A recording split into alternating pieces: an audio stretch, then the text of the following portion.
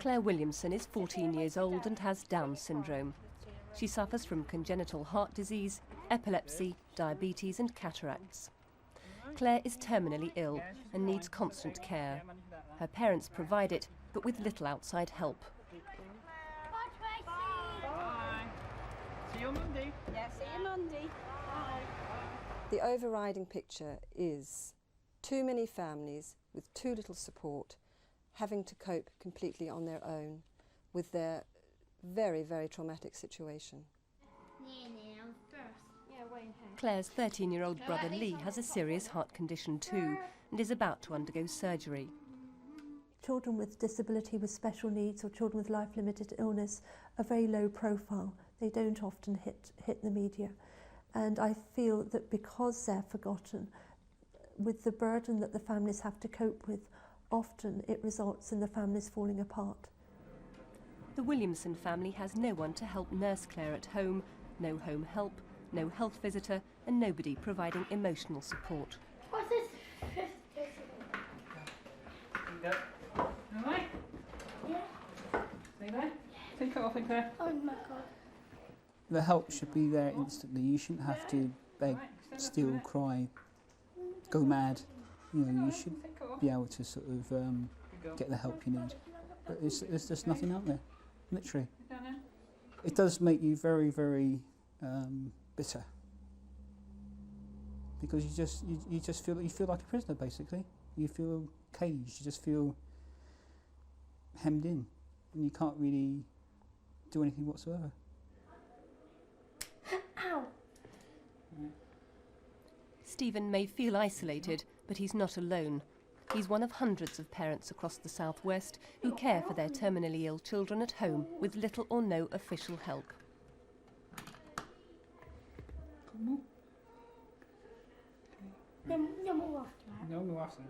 Okay. Advances in medical technology have made it possible for children like Claire to live longer, but many families believe without proper support they don't have the quality of life they deserve. Go. Work, please. Go. Right up. A recent report produced for the Department of Health reveals the true picture in the southwest for the first time. The study has taken Tricia Nash 3 years. It doesn't deal with cancer and leukemia sufferers who are supported by their own charity, but it shows that many other families with terminally ill children are left to fend for themselves. The overruling conclusion is that these families in the southwest are not supported, given their very dire needs, especially in comparison to some of the other areas in England and the rest of the UK. Other smaller scale studies have been done elsewhere, and some problems are similar, but it seems that the southwest, partly because of its size, its rurality, you know, Cornwall for instance, with its sparse population spread over a huge area, particularly seem to be isolated and not supported sufficiently well. For many families, the difficulties start around the time of diagnosis. Researchers interviewed 200 parents in the southwest and found many had problems obtaining a diagnosis for their child, often having to wait months, sometimes years, to have their worries confirmed. 47% of parents were dissatisfied with the way they were given the news. Many parents went home to receive little or no support in coming to terms with such devastating news. Jonathan Phillipson was too ill to take part in this film. He was born in 1983, but by the time he was 10 months old, he still couldn't sit up and showed no signs of starting to crawl. His mother realised he wasn't developing properly. She says her worries weren't taken seriously by her GP and later on the specialist. He was simply described as a floppy baby. It was a year before Jonathan was sent to a London hospital for tests. They showed he had a life-threatening condition, spinal muscular atrophy, or SMA. When Jonathan's brother Christian was born, he displayed the same symptoms.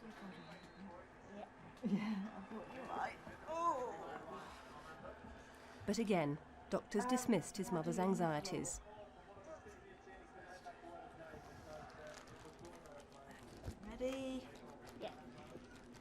I knew as soon as he was born there was something wrong, because SMA children's toes are very out of alignment, and they insisted I was neurotic.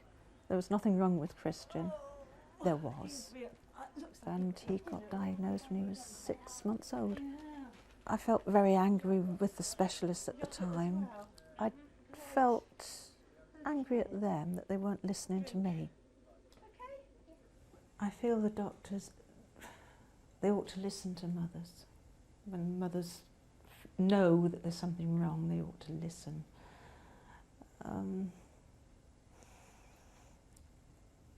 They could do with a lot more counselling skills, which doctors don't seem to have. But it will come, I hope, eventually. Parents of many other South West children have their own experiences of doctors' insensitivity. Guy Evans, who died when he was 5, was born healthy, but after a near-miss cot death, he was taken into intensive care. It was here that his mother received the news of his diagnosis. The consultant came rushing in and said, "Well, Mrs. Evans, if your son survives the night, he'll probably be a cabbage and he'll have cerebral palsy." And I had absolutely no idea of what he was talking about. I was completely numb. There was my son covered in drips in intensive care, and that was the sort of way that the news was broken, and it was just absolutely dreadful. Patently, I think this man was very embarrassed and felt awkward about having to deliver such bad news, because I don't think doctors are trained in how to break bad news.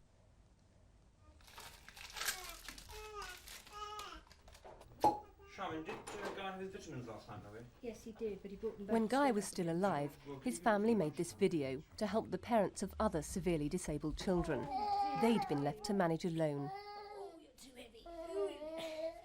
Come on, you're losing your trousers. When we brought Guy home, we weren't offered any external support from anybody. We had no offer of counselling. We had nothing at all like that. We were just literally on our own and floundering, and that was very difficult. It was very concerning and very frightening to be left in charge with such a tiny baby, and we didn't have any support at all from any outside bodies at the time. Come on, bend up, bend up. Most health professionals now believe terminally ill children are better off being looked after at home rather than in hospital. Yet the survey found many families had no access to skilled nursing support in the community when it was needed, not even in the terminal stages of their child's illness. Some families had never seen a social worker. 68% of parents did not think their needs were being met. These parents quite often have a 24-hour job caring for their child's medical needs, on top of having their husband or their partner and quite often other children to care for as well. So life becomes very arduous, very tiring, very stressful. And if there is no support at home to take over some of that strain, then things can begin to fall apart. Susan Lamberton watched 2 of her children die of a rare disease called late infantile Batten's. After Christopher became ill at the age of 6 and Zoe when she was 3, their condition deteriorated rapidly. For 3 years, they needed round-the-clock nursing. It was horrendous, absolutely horrendous. As other people see their children progress and achieve milestones over the weeks and months, my children did it the opposite way. It was taken away from them. And it is the worst thing that you can ever see happen to your children. They stop walking, they stop talking, they stop smiling, they stop using their hands. It's a dreadful thing to happen to any family, and to have it happen twice is awful. Yet the family received little medical backup and no counselling. The inevitable strain broke up Susan's marriage.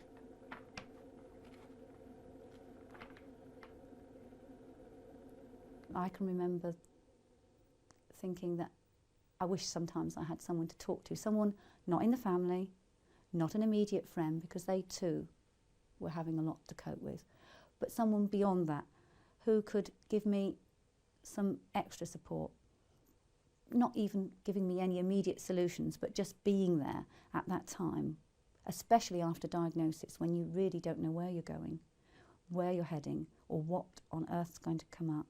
That's when you need a lot of support at diagnosis, and I think in bereavement you need a lot of support as well. And I don't think I got support really after diagnosis or in bereavement at all.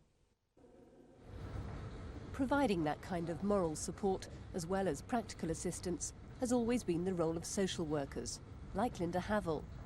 But she gave up her job in frustration last year and now runs a laundrette. She says her personal experience of social work is that increasingly it has more to do with paperwork than people. When I first started, I found it very fulfilling. I could be with people. I felt that I could actually do something to help them and support them. But during more recent years, it became increasingly more bureaucratic. I wanted to do whatever I could, and instead I feel that I ended up doing much more administration work than was ever necessary, fighting for money and being part-time awful accountant, trying to price up costs of care plans, trying to get people to sign contracts, and just doing things that really I felt that I wasn't getting any job satisfaction from as well at all. Yet on the other hand, there were families who were crying out for some intervention, and they were having to wait on a waiting list. So that was really the reason I gave up. For other families, the lack of medical support causes the greatest anxiety.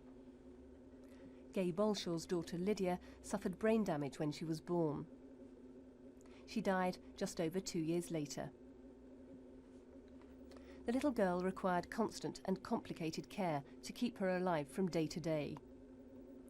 But although Gay had 3 other children to look after, she had to nurse Lydia alone. An awful lot of the drugs that you have to administer to a child like Lydia are lethal drugs. I mean, you're talking about diazepam, which affects the respiratory system, and if you overdose anybody with that, you can actually stop them breathing. I had to put nasogastric tubes down Lydia's nose into her stomach, which in itself is quite a dangerous procedure, because what can happen is if you put the tube down and it actually goes into the lung rather than into the stomach, then the child can actually choke and aspirate and die. At the end of the day, we are only parents, and we haven't got skilled training as doctors and nurses do.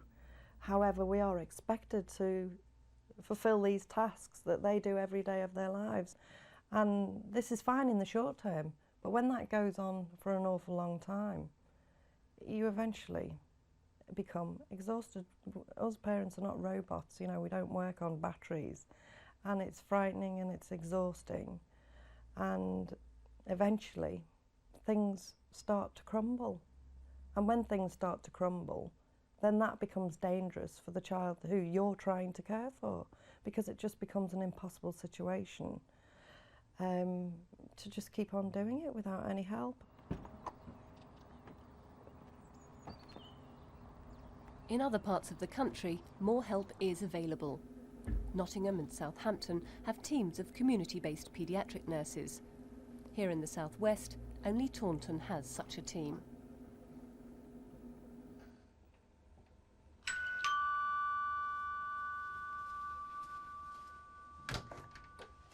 Hello Linda, how are you? Fine, thanks. Elsewhere in the region, community nurses able to care specifically for children who are terminally ill are few and far between. Hello Daniel, how are you? There's many more adults dying in the community than children. GPs gain expertise with adults because there's more of them, and of course there's the whole district nursing service set up specifically for adults, very few district nurses have undergone children's training. So although they might be willing to go and visit a child, they don't have any expertise. There's very little community services for children. Daniel Vermont has a genetic disorder called adrenal leukodystrophy, a life-threatening condition like an accelerated form of multiple sclerosis. A little bit, not much. His mother Linda does everything for him. Today she's replacing his gastric feeding tube, but she's supported by a trained community nurse. There we are. Well, Yvette, she provides us with equipment to keep at home so that if Daniel is unwell, I can use it straight away. And I ring her up, and then she comes with and helps me with Daniel's treatments, like with suction and things like that. I mean, she's got a natural knack, you know. And she's there for emotional support for her. She's always at the end of the telephone, and she's always good with Daniel. Daniel's got to know her very well. And they taught me how to change Daniel's tube and everything like that. I mean, help is great. I mean, I don't know what we do without it. All right, precious. Nearly finished. Children are children first, wherever they are, whoever they are, whatever illness they might have. And I strongly believe that if you have a child who is unwell, that needs nursing care, then they must have a nurse there to offer that care. And it really is important that, yes, carers are very good at doing what they're doing, but they do need the support and the expertise of a trained paediatric nurse to help to manage their child's condition. Gordon, at the weekend, how were you? And what was making Dr. Hazel Curtis is a consultant paediatrician in South Devon. She says families looking after seriously ill children need far more support than they're getting. Favourites is a Big Mac, isn't it? Well, I found But her pleas on their behalf have been turned down. It's my responsibility to try and shout for these families, to say we do need these extra resources, for example, in the form of community nursing. They're desperately tired and they want support, but it's very hard to actually say, I can't cope, I need extra help. What is really needed is a community paediatric nursing team. We have, as a Child Health Directorate, been saying to the purchasers, we need community paediatric nurses for several years. And to date, we have not had any more money allocated for these nurses. Well, it would be wrong of me to say that there is going to be more money available to put into the services because we don't have additional money for that at the moment. All I can say to you is that the Health Authority is committed to trying to improve things in the community, and if we can do that by reorganising hospital-based services or working more effectively with our social services colleagues, then we will do our utmost to make that happen. But when the majority of families in this situation are saying that they're not getting the help they need, that many of them are at breaking point, do you feel as a health authority that that is acceptable? Well, I think we're never complacent, and we always think that we need to try and do better, and as soon as we've been able to have a look at the research that's been published today, we will have another look at it and see if there's anything else that can be done, because we're not complacent about the service that exists, and we will try to do more if at all possible for these families. I think the issue for us is how we do that within a fixed sum of money, because if we provide more money for this service, then it has to come from another service, and trying to make those choices is an incredibly difficult task. Caring for terminally ill children is often a harrowing and exhausting experience for parents. Yet the Exeter University survey found some families had not had any residential or family-based respite care. There was dissatisfaction with residential respite centres, but never with the Children's Hospice. Littlebridge House opened in Barnstable in 1995. Paid for by charity, it's the only children's hospice in the southwest. Up to 8 children with their families can stay here. 16 specialist nurses provide round-the-clock care. And parents and siblings get the break they need. Not far. Do you want to have a look at? Try and have a look at that. Families have nothing but praise for the service the hospice provides. But many have to travel for hours to get here because there's no alternative closer to home. When I went round and looked at what respite was available, there was respite care available for children with disabilities, perhaps not enough, but it was there. But if the child had any kind of nursing need, quite often that wasn't available. The problem is they can only spend a certain amount of time out at Little Bridge House. There's a lot of families that use it, that need it, so they can't go there every weekend or every week. So if there is a need when they can't go out to Little Bridge House for whatever reason, there isn't anywhere in their localities quite often where they can actually know that their child is going to be looked after with all the nursing and medical support that they need. The relentless routine of caring for two totally dependent children, as well as two healthy ones, contributed to the breakup of Angela Phillipson's marriage.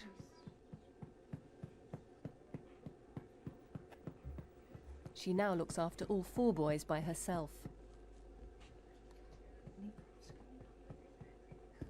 Both Christian and his brother Jonathan need to be fed, washed, dressed and toileted. And they need frequent physiotherapy to help clear their chests.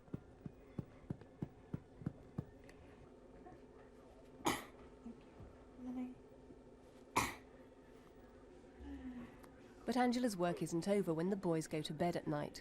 Do you feel better for that? Oh, good. Oh. They shout. I get up and I'm standing between the doorways wondering which one has shouted. And it's just turning them, because they can't turn, they can't move once they're in bed. It's just turning them over and getting them comfy again.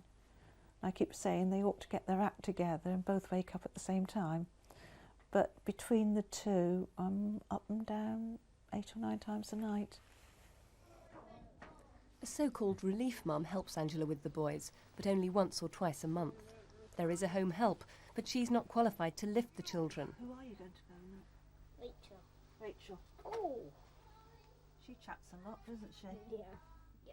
Right. I get home care now for the boys to help me when they come home from school. But that doesn't work because they can't lift and they can't be left alone with them, so I can't pop out to the shop if I've forgotten anything. It's just, to me, it's another voice shouting for me. I've got four shouting for Mum, and I've got another one shouting, Angie. If they need to be lifted from chair to settee, I've got to come in and do it. What would you like for your mum to be able to do? Go out shopping for herself.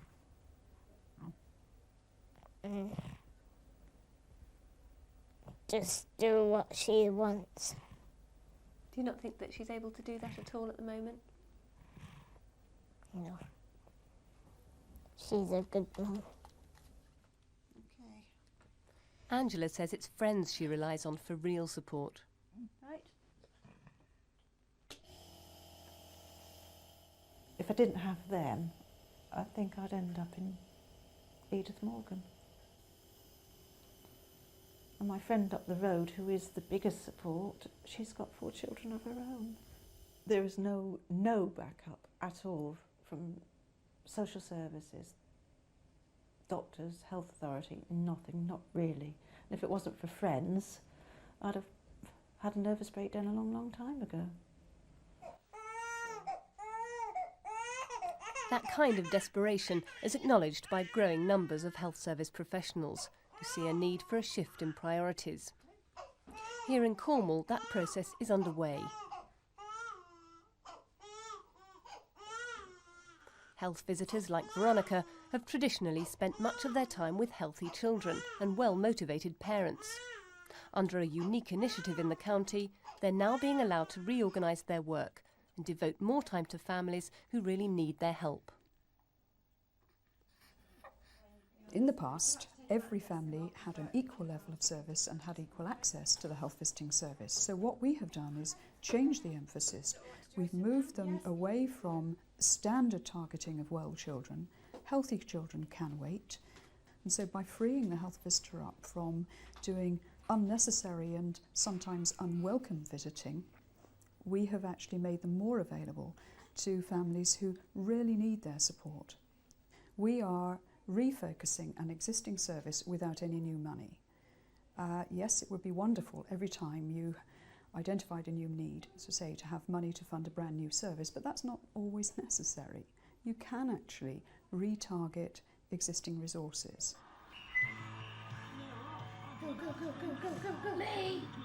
It's generally accepted that the best place for children who aren't going to get better is home. But the families question whether sufficient support was in place for the move from hospital to community. If they've got the technology and the medical profession have got that to keep these children alive, then it seems absolutely ludicrous that society is very ill-equipped to follow that through. Because, I mean, in the olden days, there was the extended family. Now that we've got the nuclear family and people have to move away to work, then you lose that support network that used to exist in the old days. I mean, actually, if you think about it, it's ironic because in the olden days when they couldn't keep these children alive, they probably could have been better cared for within their community. Thank you, dear. As it is, parents too often have to be nurses and social workers, when all they want to be is just mum or dad. You do say, why me, why me, why has it happened to us, what have we done to deserve it? And the only thing I can think of, well, we're meant to have these kids for some unknown reason, and you try to look after them. You want to cope. You want to do the best for your child. You want as much as you can get for them, to help them. You want the best, because after all they haven't got very long, and so you feel they deserve the best. Oh, my mummy. I don't want the mummy just go. You're at work.